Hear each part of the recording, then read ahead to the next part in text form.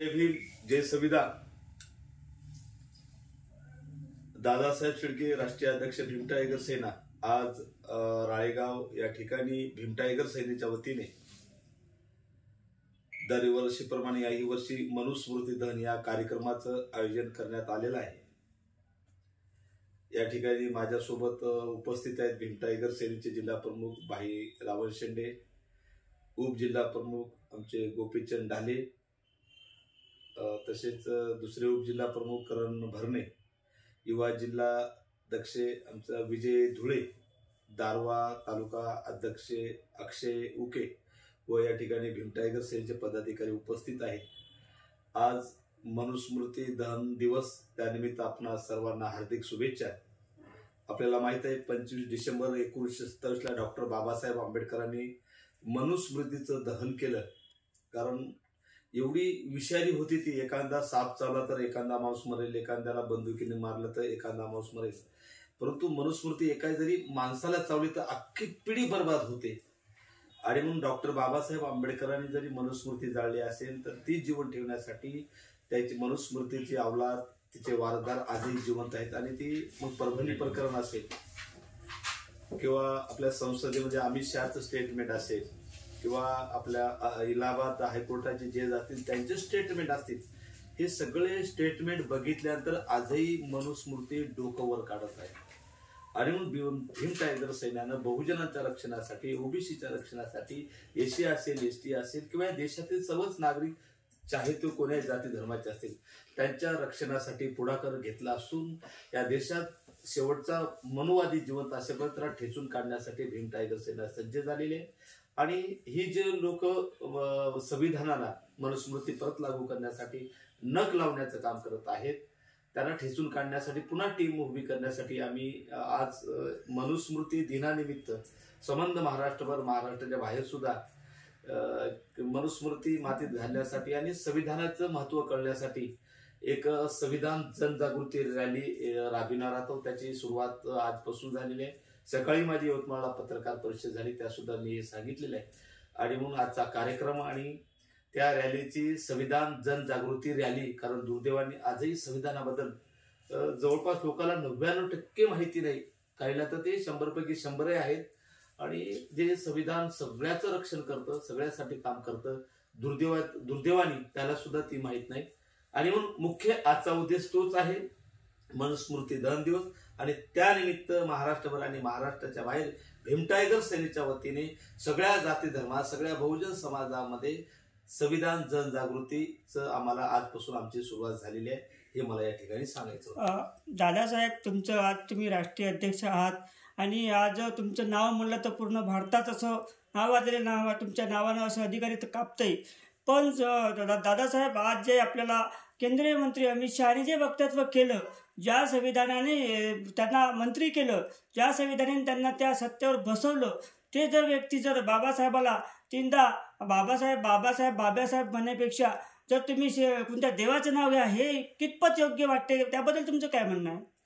नाही, नंबर एक, त्याच्यात दोन गोष्टी येतात। पहिल्यांदा अमित शहाच्या जे पोटामध्ये आहे ते ओटामध्ये आले, बरोबर आहे की नाही? जी मळमळ बाबासाहेबाबद्दल जी मळमळ होती की नाही, ती बाहेर आलेली आहे। म्हणजे पूर्वी ते झाकल्या जात होतं, ती बाहेर आलं, ते अंतिम सत्य आहे। दुर्दैवाने ते जे बोलत होते बाबासाहेबाचं नाव घेण्यापेक्षा देवाचं नाव घ्या, स्वर्ग मिळेल, म्हणजे याच्यावरून एक गोष्ट सिद्ध होते की देवाचं नाव घेतल्याने स्वर्ग भेटते, बाबासाहेबाचं नाव घेतल्याने काय मिळत नाही। म्हणजे तिथं बाबासाहेबाला हीन लेखण्याचा प्रयत्न केला, बरोबर। त्या ठिकाणी त्यांनी बाबासाहेबांची विटंबना केलेली आहे, त्याचा मी जाहीर निषेध करतो। आणि तुम्हाला माहित आहे, आंबेडकरवाद्याला माहित आहे, ऐक नाही, हजारो वर्षापासून हा आमचा बौद्ध समाज असेल किंवा बाबासाहेबाला मानणारा समाज असेल, देवधर्मातून 14 ऑक्टोबर 1956 तो बाहेर पडलेला आहे, ऐक नाही? त्याचा स्वर्ग इथंच आहे। इथं खऱ्या अर्थाने जर संविधान राबविलं ना, इथंच स्वर्गासारखी वागणूक मिळणार आहे।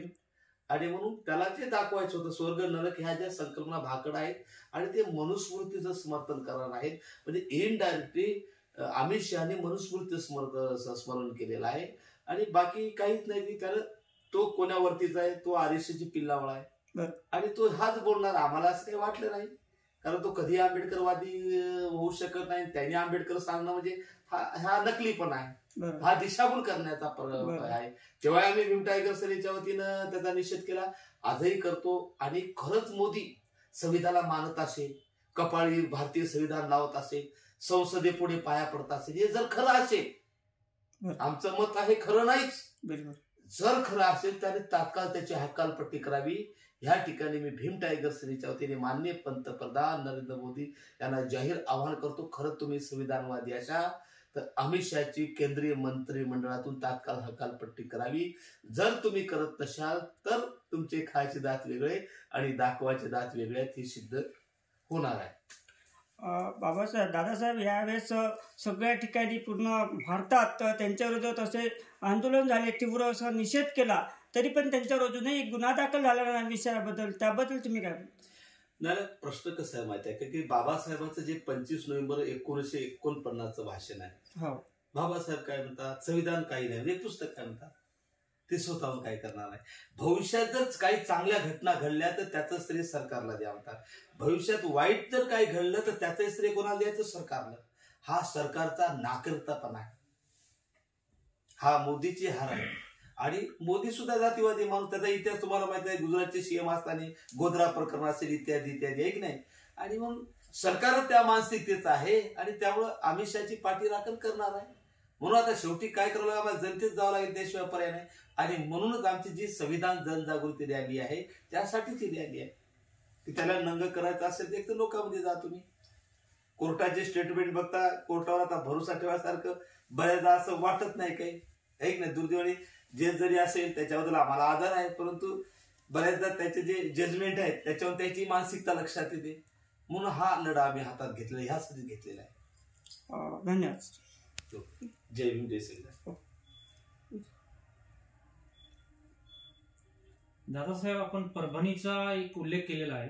नुकतीच परभणीमध्ये जी घटना घडलेली आहे आणि ती घटना घडल्यानंतर जे पोलिसांनी बौद्ध वस्त्यांमध्ये जे कोम्बिंग ऑपरेशन केलेलं आहे, याबद्दल आपलं काय म्हणणं आहे?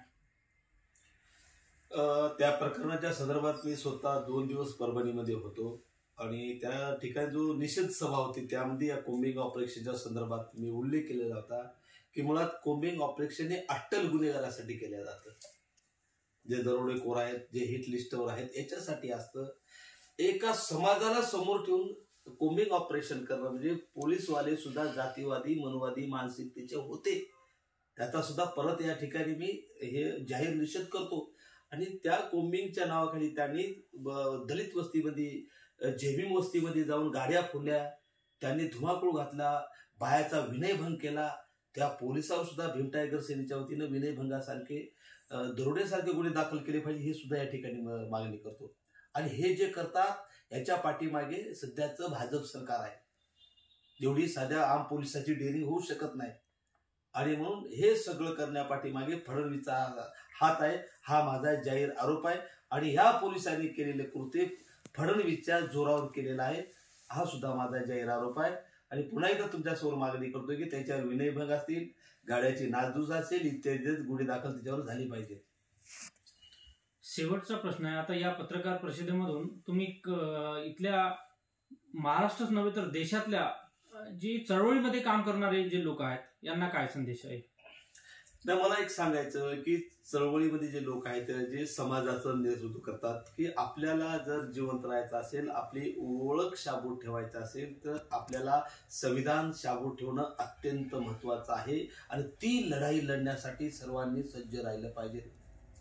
तुम्ही बघा, 2014 पासून नरेंद्र मोदी सरकार आलं.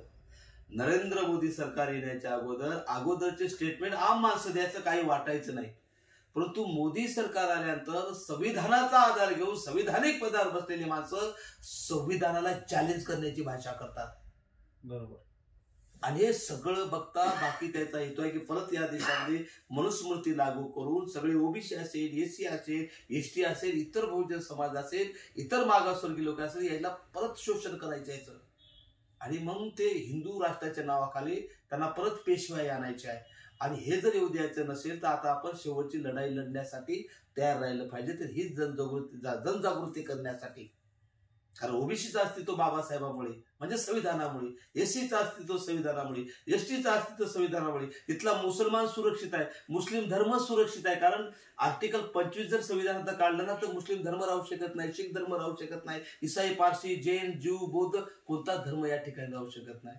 तो ठेवायचा असेल तर संविधान राहणं आवश्यक आहे. आणि त्यामुळे प्रत्येक समाजाला संविधानाचं महत्व सांगून ते म्हणजे जनमत तयार करणं त्याच्या विरोधात हा पर्याय आहे आणि त्यासाठी भीम टायगर सेना काम करणार आहे. जय भीम, जय संविधान.